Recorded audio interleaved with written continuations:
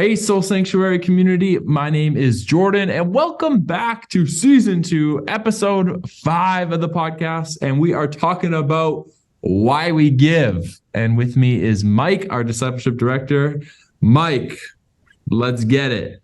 I'll start with a quick summary of the life lesson from Sunday. We talked about why we give. It's the last sermon in our Sundays series. So it's been 5 weeks talking about why we do the things that we do here at Soul Sanctuary, why we do the things that we do on Sundays. And this last week, why we give. Open it up, asking the question, why did these things happen? We rooted in 2 Corinthians chapter 8, spent a lot of time there unpacking Paul's address to the Corinthian church about taking up offering a collection for the saints in Jerusalem. And then we talked about what giving actually does. First, established the act of giving is first and foremost an act of worship, that it's not just revenue for a church, and that we can avoid a lot of the pitfalls in conversations about money and church when we rightly view what acts of giving are. So let's say the giving of financial resources. If we can properly view that as an act of worship, then it sets the context and the tone for all of our conversations in the church about money. And some of these egregious, some of the egregious teachings and perspectives about money get weeded out when we recognize that generosity is rooted in the person of God, in who God is, that he is a generous God. And if we allow him to frame our conversations about money, we can skip some of the many pitfalls. Kind of talked through the history of the tithe throughout the Old Testament, talked about that there is no command to tithe in the New Testament, which is news to a lot of people, but maybe we'll pick up on that later. Second, we talked about how giving transforms our hearts as we learn to love and to trust God, that we are people we are doing creatures, and our formation takes place when we do things.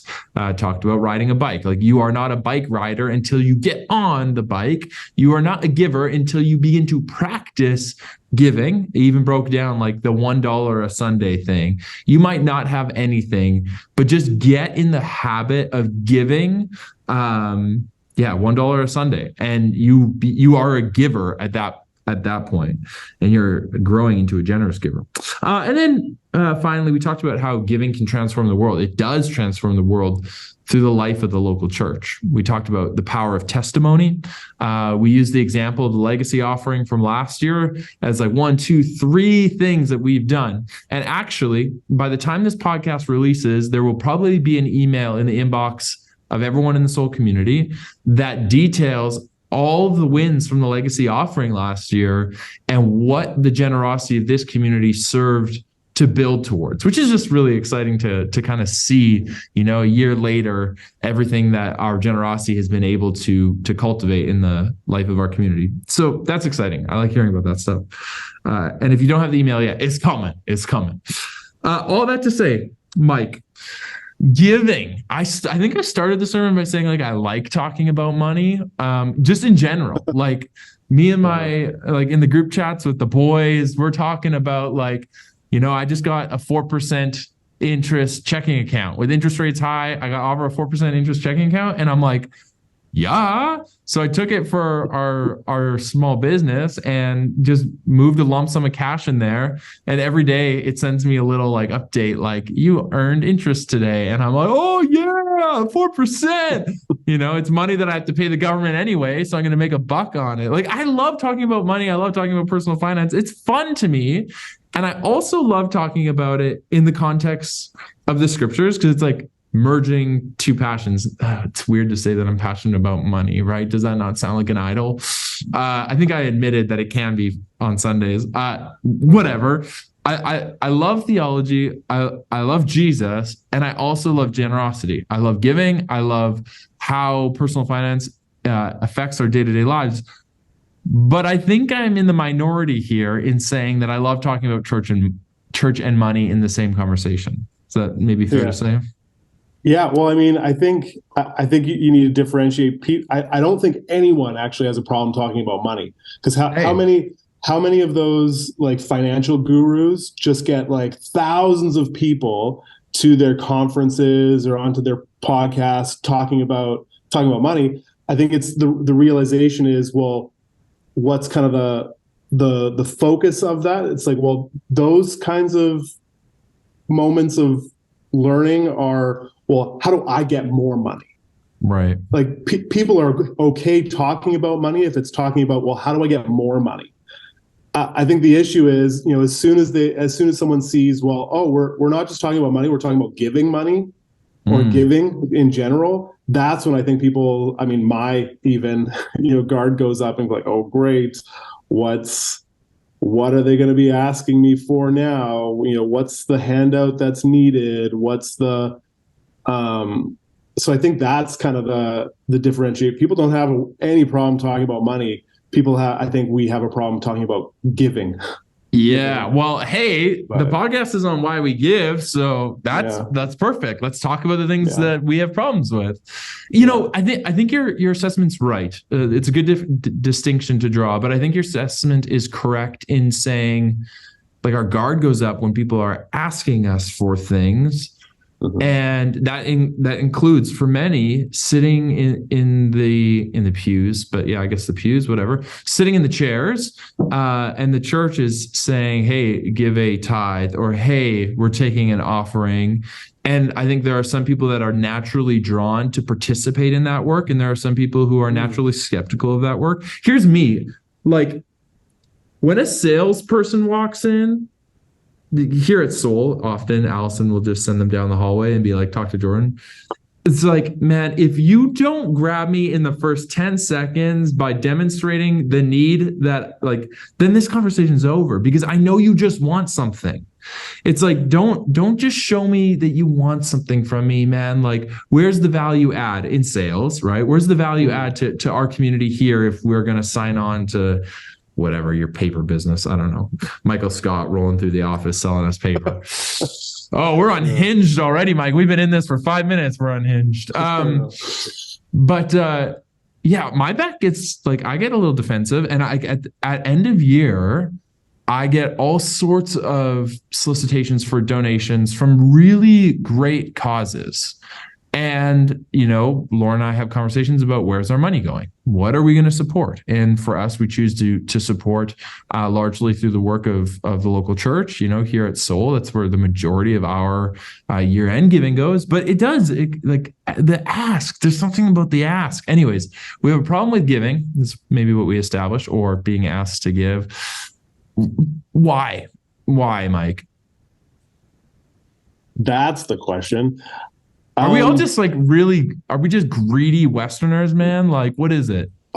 Honestly, like, it has to be, I don't think it's a Western problem. I think it's just a human problem. I think it's this scarcity mindset, maybe, that's just ingrained in each one of us, which, I mean, you know, it isn't surprising, you know, if we think about, like, just the fall of humanity, like looking back to the garden.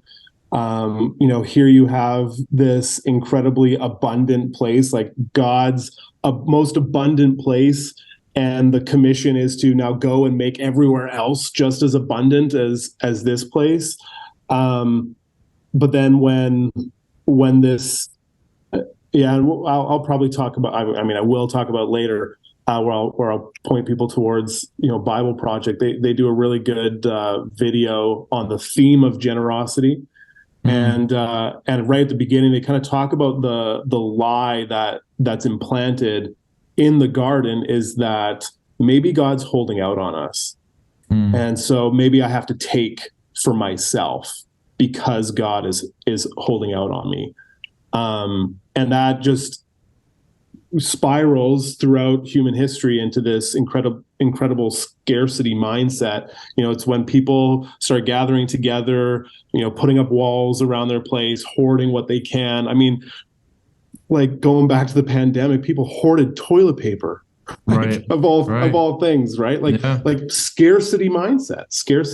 That like, it's fear that actually drives us, I think, when it comes to holding tightly to material things, not greed.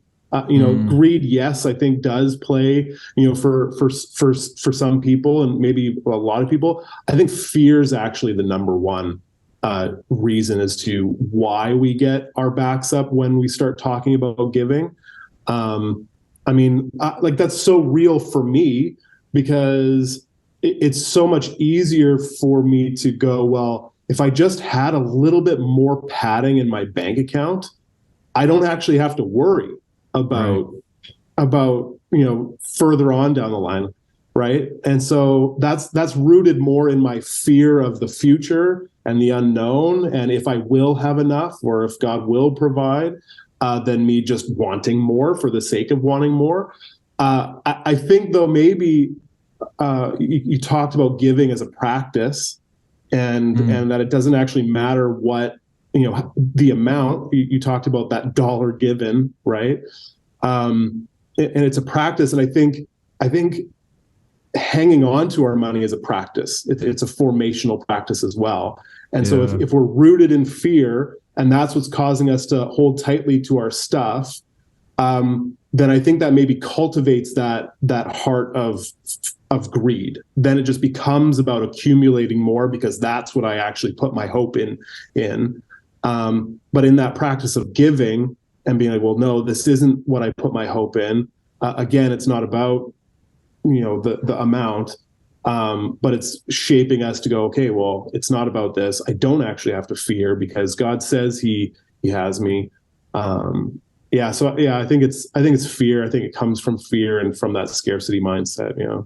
And I guess, go for it. No, it's a good way of painting the picture. It's one that I hadn't considered before. I think you're bang on. Fear. And then fear drives, behavior, just like you illustrated. And then it consumes us. And how much of our society today is driven by fear? News headlines, we don't have to get down this rabbit trail, which I'm sure it's a deep one, but it's like the way that we word things evokes emotion, which then you click on it and then you consume it, and then somebody gets paid from the adult. It just goes, man. Yeah. Ooh, we went from unhinged to deep real quick here. I know. I guess my question then back, you talked about like what giving does and to us, but you started with giving as giving's an act of worship. But I guess maybe if I can just kind of pick your brain to go deeper down that road, it's like, well, why, how, our worship needs to be motivated by something, right? So what ultimately, if giving is meant to be an act of worship, we're worshiping God. It's an act of worship to God. But how I guess is our giving an act of worship to God? What's the correlation between God and our giving? Yeah, I would go. So I rooted it in Psalm 24:1, which is essentially like the whole world is the Lord's. Like everything that's in it belongs to Him, and that ancient understanding. And then apply, that is an ancient understanding. It was an ancient Jewish understanding. And so much of the scriptures reflect that reality that we are we are actually God's workmanship. We are His beautiful creation. We are His good creation. But just that, we are His. And that I am owned by Him in a sense. That my allegiance is then towards Him, the one who created me, the reason that I'm here. And so then everything must flow from that understanding. So when I'm giving, it's not what I am. I'm not giving my things, man, because everything I have is His. That is such a easy thing to say, but such a funny thing to live out, because no one thinks that way, or so few moderns think that way. And I'm not saying that we need to all, sell our homes and buy a commune and, write property of God's on everything that we collectively don't own. Not at all. But we do need some very serious shifts in our thinking about possessions and about accumulation and about ownership. And I think, the scriptures, they give us a really good starting place for that. The act of giving as an act of worship, just the very act. How often, I was having this conversation with Lauren. Oh, we're going deep. I was talking to her last week about how, like, I'm not the man that I want to be. There's like a picture of Jordan that I want to be, and I am not that Jordan. And like I repeatedly like let her down and fail her in so many areas because I'm not the man that I want to be. But I want to be like, there is an image of the Jordan I want to be, right? Mm-hmm. And to kind of parallel that to the giving conversation here, there is a Jordan I want to be, and that is a Jordan of faithful Christian practice and faithful Christian witness, and one who represents Christ well, and one who recognizes the Creator God as the owner of all creation, and I am just his steward in the garden, right? There is that Jordan who wants that, but I don't know. Jordan at his best isn't going to get there by himself. Like Jordan at his best is not going to get to that version of myself that I want to be, that version of God's son that I want to be. Jordan needs a path to get there. And that path, it'd be the cliche Christian answer is like, man, like read your Bible, pray every day, and you'll grow, grow, grow. It's like, yes, but there is also, I got to get my checkbook out, and getting my checkbook out, that's such a bad example. I give off automated credit. Like, it's like, give my checks aren't real anymore, man. What is this, man? 1995? I mean, my parents used to cut checks when I was in school, so they were around a little later than that. And I'm sure some people still have it. Okay. But my point is like, I have to make the act of giving a chief priority if I'm going to become the Jordan that God actually created me to be. If I'm going to become who God desires me to be, as far as one who follows him and him first and foremost, and who, where Christ reigns supreme in my life, I'm going to have to do something about that. And like, I have to make that choice. No one's going to make that choice for me.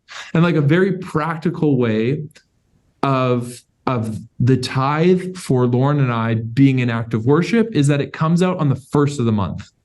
And so, the way that Lauren and I work, I mean, everything's on our credit card, all of as many expenses as I can, because I just get my airline points, but we pay that credit card off instantly, right? Like I'm not drowning in credit debt, and I'm not tithing on credit debt. I'm getting a couple airline points and whatever else with it. Is that bad? Have I thought through the moral implications of receiving Avion points off my tithe? You shall be blessed by your giving, my son. Perhaps that's it. Take your 2 arrow points. Yeah. But for us, very practically, we probably have to wrestle through that question later. But very practically, it comes out on the first of the month. And so on the first of the month, before her and I are even paid in that month, we see that our tithe is gone, that it has been given. It's a predetermined amount that we've talked about. It goes, there it is.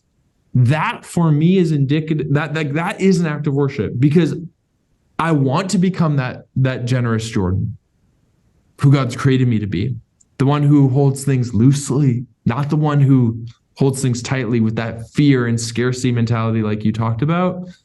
But if it was up to me, that tithe would never come out of the account. Like if it was up to my flesh, it would never come out. Like there's a discipline, there's a choice that I had to make. And that is an act of worship. That is saying, Lord, you're first.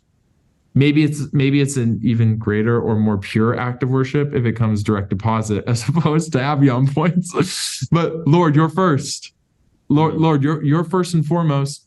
Before I buy food, before I pay my mortgage, before I pay anything else, I know that I've given to you. Yeah, I've given to you. Yeah. So That's interesting. Like you talking about that. I guess when I initially asked that question, my mind was at was I think in the back of my mind it was, well, worship is I'm supposed to want to do it and I'm supposed to enjoy to do it.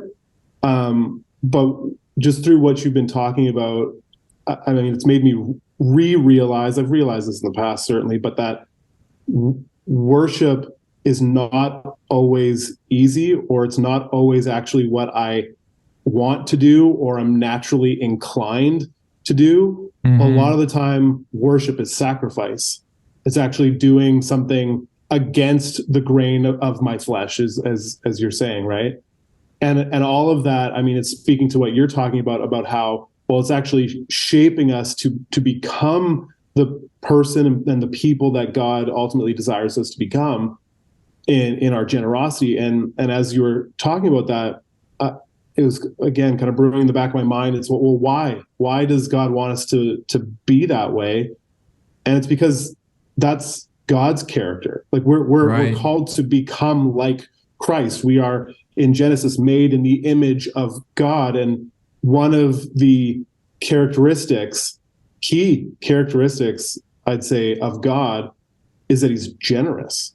Right. And so that's then, when we're pursuing becoming more like Jesus, when we're pursuing to become more the image of God, then, we're pursuing lots of things. But one part of that is certainly becoming people of generosity.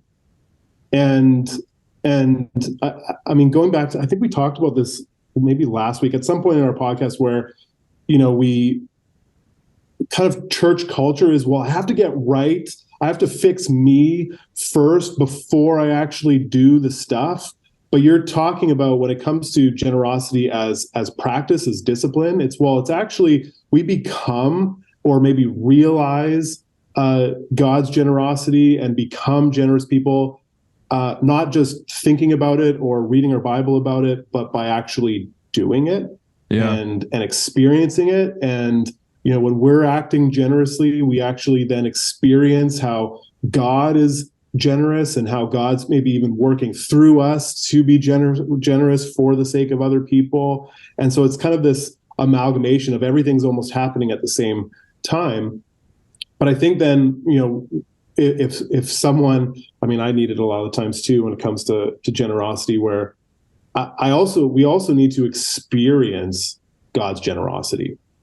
Because I look, I mean, I feel anyway in church culture when it comes to giving, everyone kind of talks about that Acts passage and everyone just sold all their stuff and they held everything in common. And, the conservative Christians are like, oh my gosh, like, are we supposed to be communists? And all the communists are like, oh yeah, that's what we're supposed to be. That's utopia. But it's funny because, well, I guess to finish my thought is, it didn't seem like a chore to them. Like the way that it's being described, it sounds like it's actually just welling out of them. And that, like this is the natural response is, yeah, of course I'm going to sell my stuff so that we can all have, and share in common. But I think the component we miss there is it's because they've actually just experienced the incredible generosity of Yahweh God, who, for God so loved the world, he gave. He gave his only son. That's super cliche, bringing up John 3:16. But it's in the notes from Sunday. It's in the notes from Sunday. It's so rooted in God's character in that humanity just takes, and takes. And what's God's response in order to fix the world? Well, he gives again. He gives again by giving of himself, by dying. And I think when we experience that, when we actually experience that, then we do lead to this overflow of generosity. We do see things happening in Acts. But then I've had conversations with people and I've wrestled this with in my own head too, where it's like, seeing that's like, oh my gosh, like, is God just going to call me to, like, is that the ultimate end goal of every Christian, is that we get to a point of generosity where we own nothing, we have nothing, and it's all held in common? And I mean, I think if we look through scripture, that's not the case, because in 1 Timothy, I'll read it. 1 Timothy chapter 6, 17 to 19 says, and as for the rich in this present age, charge them not to be haughty, nor to set their hopes on the uncertainty of riches, but on God, who richly provides us with everything to enjoy. They are to do good, to be rich in good works, to be generous and ready to share. Right. And it's like this idea, it's like it would be naive to assume that even the earliest Christians would be like, well, yeah, everyone's just gonna have, and everyone's just gonna share. It's like, well, no, there's people have wealth, and Paul's directing Timothy to, like, great. It's great that people have wealth. God's actually given these things to enjoy, as he says here. But we're not to put our hope in our riches. We're to put our hope in God. And if he's given us the gift of riches, then we are to give back in our generosity as well, because we have tangibly in a particular way experienced an aspect of God's generosity. But there was another place I was going to go with that, but let's slip on. While you rack your mind for it, let's go back to, you talked about the act of worship being something that, for the church in Acts, it seems to well up, but I was using my example that it's a begrudging act of worship sometimes. Mm-hmm. But at the same time, there are moments of giving, and I'm going to use myself as an example again, that are pure delight. That are pure delight. And I'll stay, I think it's easy to, you give something to a peer or to somebody in need, and you kind of get that dopamine hit that I did a good work. But staying in the context of the church for a moment, giving to the legacy offering last fall for Lauren and I was a moment of pure delight. I can't speak for her. I can speak for myself. It was a moment of delight for me. So I was highly invested in the legacy offering. A part of my job was to organize the impact report, the legacy offering coming out of it. And, we're doing that all over again, our impact report and being transparent with our finances to our community, laying it out in the impact that we've had in a way over the course of the last year in all of our ministries in a way that people can easily digest and understand. Like, we want people to be proud of the fact that we want you to be proud of the family that you belong to because of the way that family operates, if that makes sense. So we're going to do the impact report again, and we're going to do a legacy offering again, and we'll roll out the initiatives in the fall or later in the fall and all those things. I have a high degree of personal investment in the whole of the campaign, but giving to it, like, I made sure that I was the first one who could give to it. And it was one of those moments for me that was pure delight. Sure, I have a high degree of investment in it, but I just believed in it so much. And it was over and above our tithe. Our regular tithe came out that month, and we had, set aside a portion of money in preparation, knowing that this was coming, and hitting that transaction button and knowing that those funds went. I was genuinely excited about it. And I think there's a couple things at play there. Number one, it's like the process of dedication to giving repeatedly, I think, does a work. That's why I say $1 a Sunday to those who can't afford it, because it actually is doing this work in me, where it came to the point to give an offering over and above the tithe. And I was like, I get to be a part of something that we are all pulling towards, and I believe in it, and I know that the Lord's in it, and let's go. And it was a moment of delight. Dare I say it, a moment of beauty, but that might be pushing it a little far. Maybe this year's legacy offering gift will be a moment of beauty in my life as opposed to just delight. But that's just it, right? Like, gearing towards something, and the previous work that we've done in that discipline changes our outlook on the future work, if that makes sense. And anyways, so there we are. Yeah. Holy, what do we have to add, Mike? We have a couple minutes left on the docket. Maybe let's go to, okay. I'm going to give a challenge. This is the challenge. I've talked about it from the platform in at least 2 sermons now. And for those listening who don't give, like that $1 a Sunday thing, I am not joking. If you truly want to become a generous person, begin the act, begin cultivating the act. Like, at this point, it's not a tenth. We can't even call it a tithe. Like, we are just beginning to give. But let's practice, let's flex that muscle. Here's my goal, even for our legacy offering this fall. We're getting ahead of ourselves. We're talking about this, but again, the Unhinged episode 5, season 2. My goal for this legacy offering is that we have so many gifts that are below $100. I'll share some of the analytics with our community of last year's legacy offering. We had 4 gifts. There were 4 givers in our community who gave under $100 out of, I think it was a total of like 132 givers. 4 of them gave under $100, which means that the middle class and the upper class largely carried the legacy offering last year.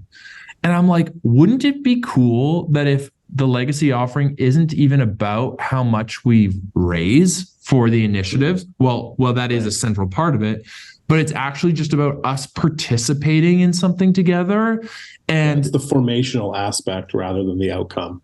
100%. And I'm like, wouldn't it be cool that if from 4 under $100 gifts, we got 15 or 20 indicative of young people in our community who are saying, I'm part-time, I'm working part-time, dude, but I can give up whatever, or I can sacrifice, or I could, instead of even saying the word sacrifice, I can choose to give generously. And this is what giving this.